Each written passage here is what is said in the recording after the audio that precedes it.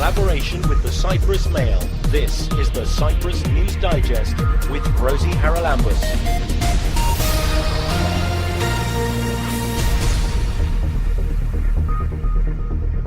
Coming up this week, classic cars take to the roads for charity. We also have historic cars like Mr. Bean's car, like Archbishop Makarios' car, like Margaret Thatcher's car. Freedom Dolls release a Christmas single to help their support for victims of trafficking. Because these are very vulnerable women, very vulnerable. Some of them have gone through horrific experiences, and the last thing they actually need is to be put into an apartment on their own and left. There you go, you're all right. You're legally here now. Get on with life. And we talk to the co-director of the Institute for the Analysis of Global Security about the effect of energy security on politics in the Middle East and around the world. I think that Europe can do a lot more to strengthen its own energy security, particularly when it comes to its environmental policy that, in essence, ignored many of those sources of energy that are viable to the functioning of a competitive economy, and have sacrificed them in the altar of environmental stewardship, which is all nice, but I think it's been taken a little bit out of proportion.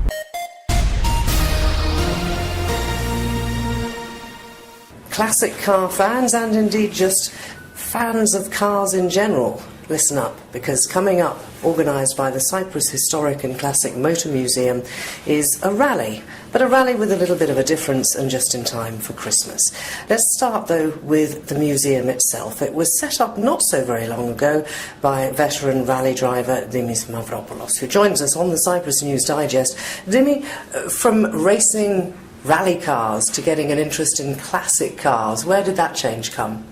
The Cyprus Motor Museum was a dream of mine after I have retired from the big events and the rallying, etc. And as you very, very well know, that it was my passion, cars, but before I could never imagine that I would turn my love of the vehicles to the old vehicles. And then I've started slowly in 1996, and I have made now a very, very beautiful collection for everybody to see. And that's why I created the first Cyprus Motor Museum. What sort of cars have you got in there, and where did you find them all?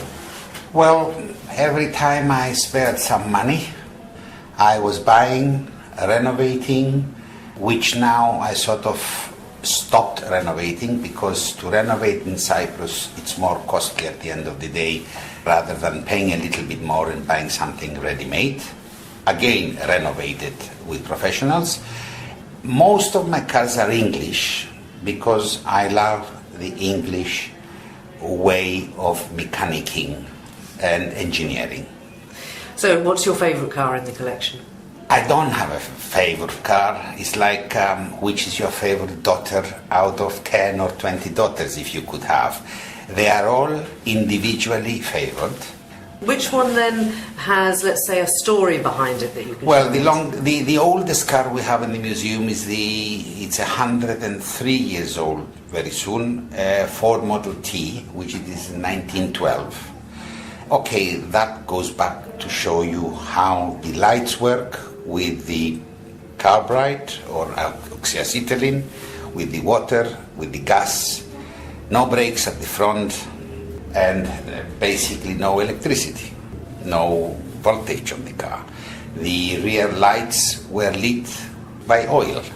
So really, that's the oldest car, and the museum houses not only old cars, it houses limited edition cars. We have a car which is a 206 made. There were only 20 made. We have a car like this, which is mostly in other museums, because these 20 units have been designed and sold to museums. We also have historic cars like Mr. Bean's car, like Archbishop Makarios' car, like Margaret Thatcher's car, etc. Like the Austin of England, which is the Pouliouros, who was in Famagusta the mayor, and the car still has the original number plate which says Famagusta 1960.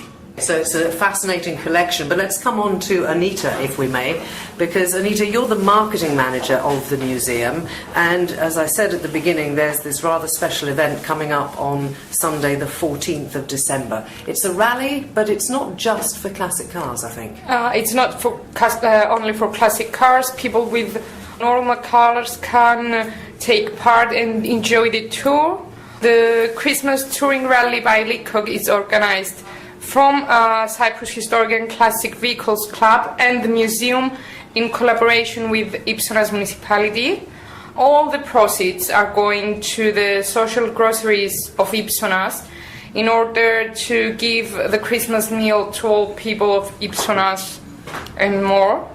The entry fee is €60 for 2 persons and includes the lunch, the organizing fees, coffee in the morning, coffee on the break, and a tour and wine tasting in a winery up in the mountains. So it's as much a fun outing as a competitive rally, but I think it starts early in the morning on December the 14th. It starts at 9 o'clock in the morning from the Cyprus Motor Museum and will finish in Avros. They'll be doing regularity tests, I guess, as the classic cars do. It will have regularity and observatory questions. The participants will need to answer a few questions. Presumably people have to register beforehand. Yes. Now, how do they go about doing that? They can find registration form online on our website, www.cyprusmotormuseum.com.cy, and on our page on Facebook. They can send us via email or fax the registration form, and on the day before, on the 13th, they can come at the museum, we can give them their road book, and we will have an explanatory seminar for people that are newcomers, so they know how to use the road books, the maps, and everything. So people need to go and visit the museum's website, find you on Facebook, or perhaps a phone number as well? Yes, they can call us on 7000 9000, and we can give them all the needed information, send them the lists and the forms. So that is a Christmas touring rally organised by the Cyprus Historic and Classic Motor Museum. Do check out the website, or indeed phone them up if you'd like to take part. It sounds like a great fun day out, and importantly to remember that it is a non-profit organisation, and the proceeds from that event will be going to the Ipsonas grocery to help needy people have a good Christmas meal this festive season. In collaboration with the Cyprus Mail, this is the Cyprus News Digest with Rosie Haralambous. The biggest achievement of Crime Stoppers has been the ability of the public to be able to give information about crime anonymously. There's no way I could have kept prostituting without the drugs. There's no way I could have had my body used like a public toilet, because that's actually what prostitution is. And then the 4th series I started 3 days after I'd won the Oscar, so the whole of the Monarch of the Glen experience was all interplatted with the Gosford Park Oscar experience. I was working with Ronnie James Dio, and David was going to reform Whitesnake in 2003. Cyprus was chosen because Cyprus is a stable, peaceful and secure place. We have to really look closely. What are we doing with children? What are we doing with adolescents? And what are we doing with adults that can help them move into a more literate situation? The ones that I'm proudest of are the ones that were true discoveries, where we found something we didn't know existed.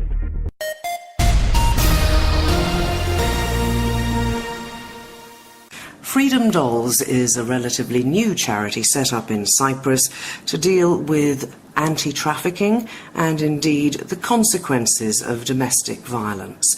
Its president, Nicola Smith, is with us on the Cyprus News Digest. Nicola, before we talk about the Christmas song that you've released as a fundraiser, just tell us a little bit about how you came to set up this organisation.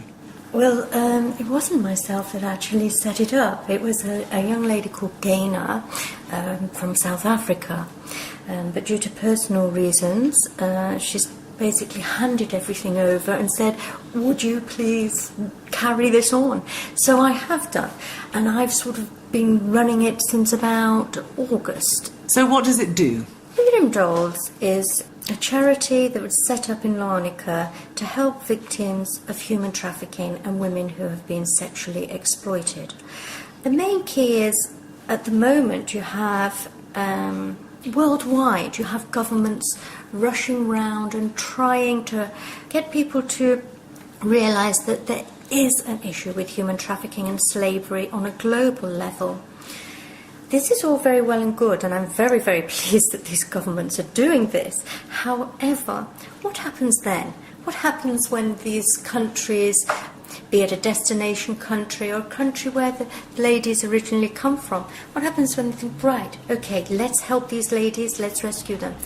Where do they go? What do the governments do with them?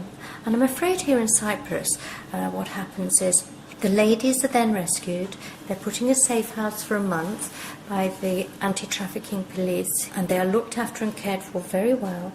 And then, once they have the paperwork that establishes they are traffic victims and they can stay legally in the country until the court case comes to court, they are then put in an apartment on their own.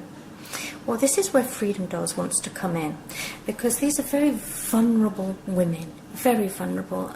Some of them have gone through horrific experiences, and the last thing they actually need is to be put into an apartment on their own and left. There you go, you're all right, you're legally here now, get on with life. Well, some of these ladies don't know how to catch a bus, where to buy milk or bread, so we would like to establish a safe house here in Cyprus where the ladies come to the safe house, and we have a team of people that are willing to train the ladies in whichever field they would like to be trained in.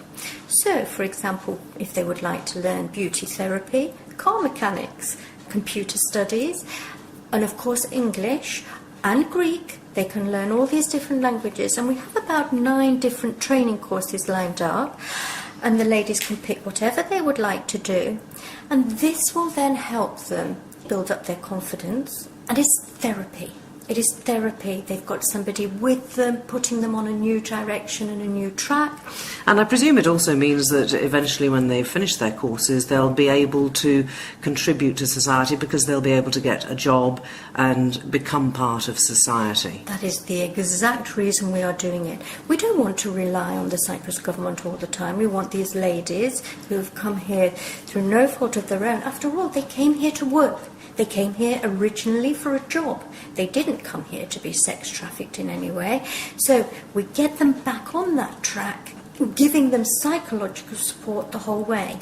Now, let's talk about the Christmas song and the Freedom Dolls themselves, because those are the two things that you've got going at the moment to raise funds, and I'm sure that all of this costs quite a lot of money. Let's talk about the Christmas song. I've looked at it on YouTube. It's pretty harrowing, actually. Indeed it is. Harri Kakloullis, I cannot praise this gentleman enough. I don't know whether some of your listeners will actually remember him. He was in the group called Squeeze in the 80s. And was a bass player there, and he is a Cypriot and he lives here in Cyprus, and he still does a lot of work musically, and he has very, very kindly written, produced a single called Christmas Isn't Christmas Anymore. All the proceeds, I have to add, Harry has very, very kindly donated to Freedom Dolls. It is Harry that came up with the video, and he did say to us he'd actually cut out a lot of the pictures that were in it, because it is quite, as you stated, a harrowing video. However, I had a conversation with several people who I showed the video to before it went live on YouTube. One person said, extremely thought-provoking. Well, you maybe have to be harrowing sometimes, because it's very hard for people who haven't been in contact with trafficked women to know just how much they have suffered. So maybe that will go some way towards bringing some understanding to people. We'll talk in a moment about how people can help you by downloading the song, but you also have Freedom Dolls themselves, which are lovely dolls. Who makes them? The traffic victims make them. This is part of the therapy as well. These dolls are all 100% made by the victims. As I say, it is part of the therapy. The girls, the ladies I should say, are given the material, they're shown how to make and sew the dolls, and it is up to them how the doll looks. Some of the dolls are actually crying because we encourage them, however you're feeling that day, you make the doll. So some of the dolls actually are very tearful and crying, other dolls are happy, all the clothes they make themselves, and I have to say they're able to do this through very kind donations that people give, because obviously you need the wool, the material, the clothes, the bits of material to make the clothes, and all these things are very kindly donated by people here on the island. So let's talk about how people can donate. First of all, the things that are needed to make the dolls. Is there a drop-off point, or do they contact you, or what? The best thing to do would probably contact us through the website, and then we'll get back to you straight away. We can organise to come and pick things up, or we can meet somewhere. The main things that we need are wool, materials, old sheets, things like this, and old clothing that can be cut up and made into clothing for the dolls.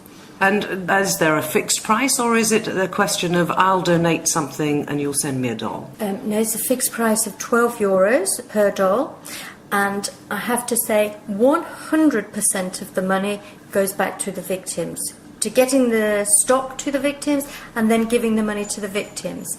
And I'm very happy to say these kind of interviews can sometimes be quite depressing, because it can be a very depressing subject. But I'd just like your listeners to know that this week we had a lady that was trafficked from Cameroon, and she had 2 children, and she had no food or anything.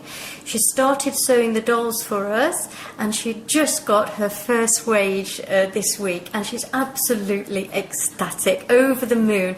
And that's what makes Freedom Dolls a good thing. It is helping people and helping these women to then help themselves. And the website is www.freedom-dolls.com, I think. Yes, indeed. And so the details are all on there, and presumably a link there to Harri's song, Christmas Isn't Christmas Anymore? Indeed there is. Nicola Smith, president of Freedom Dolls. And you can also get the song through the usual digital platforms like Amazon and iTunes. You can subscribe to the Cyprus News Digest on iTunes for free and get the program downloaded to your phone or tablet so you can listen anytime, anywhere. Labour Minister Zita Emilianidou has said the government is racing to approve some 16,000 applications for the Guaranteed Minimum Income, or GMI as it's known. They want to do it before Christmas. This is only a fraction of the estimated 70,000 applications, but the ministry is prioritising the long-term unemployed. As the scandals being unravelled in Paphos local administration rumble on, it was reported this week that investigations have been launched into possible irregularities at the Cyprus University of Technology in Limassol. Meanwhile, in Greece, Cyprus' former Interior Minister Dinos Mikailidis is standing trial on corruption charges relating to the purchase of anti-aircraft missiles by former Greek Defence Minister Agis Tsohadzopoulos, who's already been convicted. Mikailidis denied all the charges brought against him. And finally, some good news for cash-strapped Cypriots. The Electricity Authority of Cyprus has announced that falling oil prices mean electricity prices, which are currently some of the most expensive in Europe, should fall. The EAC's director, Stelios Stylianou, said, "I expect there will be a reduction in the price of electricity for the bills covering December and January." Keep up to date with events in Cyprus and around the world with the Cyprus News Digest. At PRIO's annual conference, Conflict in Europe, Europe in Conflict, The panellists were looking at the changing nature of conflict in Europe and its neighbourhood. One of the keynote speakers was Gal Luft, who is from the Institute of Analysis of Global Security. Gal, you were talking about really the role, and indeed I've looked at the website of the Institute. The energy question is very much something that seems to be driving global politics. Yes, energy underlies global affairs. It has been the case for many years.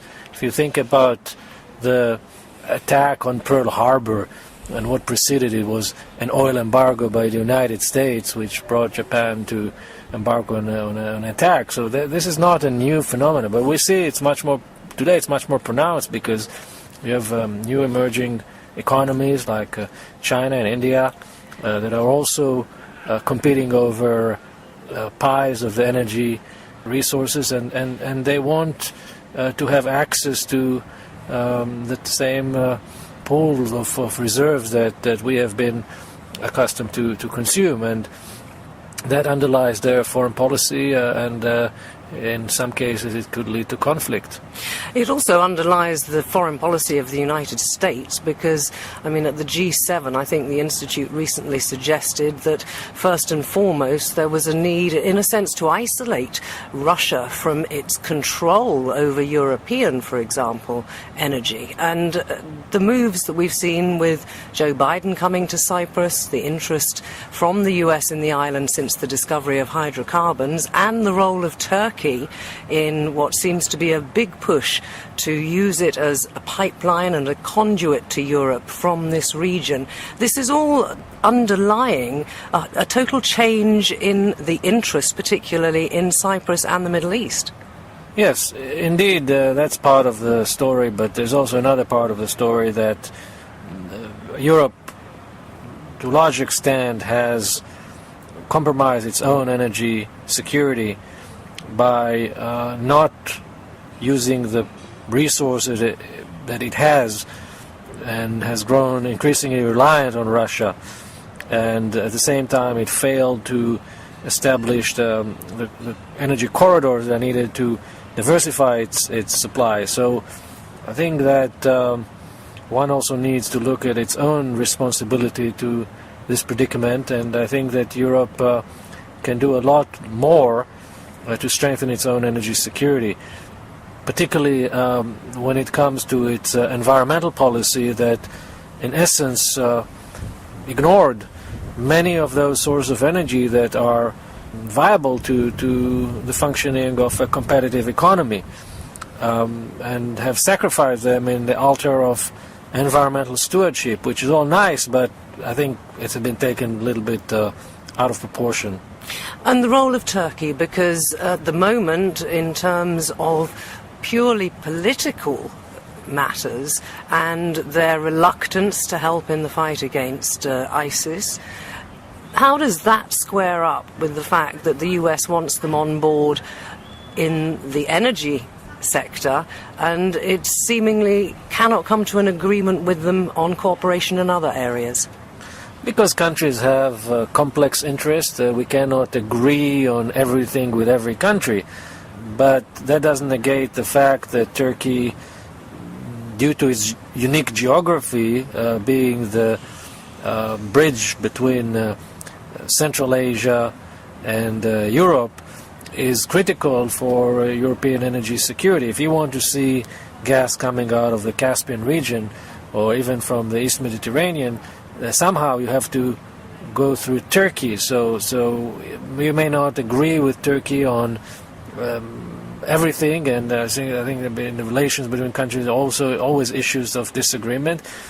But if one looks at the big picture, Turkey is essential to European energy security, and quite frankly, I mean, Europe is essential to Turkey's economic security as well, because a transit country, by definition, generates revenue by being a reliable transit country. One of the things that we learned from Ukraine is that we saw an example of a country that is not a reliable transit country, because Europe has relied on Ukraine for all these years to be the corridor through which Russian gas is shipped, But Ukraine hasn't paid its debts. Had been very much corrupt and failed to be this reliable transit country.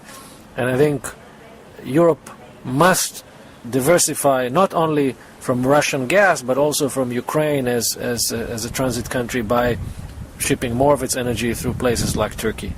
You work as well, of course, in Asia. What's the significance of China and the Far East in the global energy picture? Well, first of all, China and as well as ASEAN, the Southeast Asian countries, most of the growth in energy demand is happening today. Europe and United States have more or less tapered in terms of demand, but in China still demand is extremely strong, and I think that creates a pressure on them to find more and more resources in their immediate neighborhood as well as in other parts of the world. They're also facing a huge environmental challenge in terms of air pollution because of the heavy reliance on coal. And that really affects the life of every Chinese citizen. It suffices to be in Beijing for a few days to see how serious this air pollution problem is. Their environmental concerns are mostly related to air pollution, not so much to greenhouse gas emissions, which you hear a lot in the West. These are two separate issues with two separate solutions, but I think one thing is common is that the understanding that over-reliance on coal is beginning to take a toll on their public health and ability to grow. So I think that China will make moves. It is getting closer to Russia. It has signed some very significant deals with Russia. Russia needs China as well. And this sort of marriage of convenience between the world's biggest energy importer and the world's biggest energy exporter has implications on the entire landscape of global security. People often wonder why the US seems suddenly to be so interested in Europe's energy security, and indeed, why are they? I would take exception that the US is interested in, has genuine interest in European energy security. I think a lot of it has to do with the domestic politics in the US, in which there is a debate between Democrats and Republicans about energy exports. And those who support lifting restrictions on energy exports saw the situation in Europe as a sort of an opportunity to push their agenda. But I don't think it comes from a genuine interest or genuine care about Europe. It's more of a genuine care about American domestic considerations. Gal Luft, co-director of the Institute for the Analysis of Global Security. And just before we go, a reminder that if you would like to get in touch, it's very easy. You can email cyprusnewsdigest@gmail.com. It's always great to hear from you.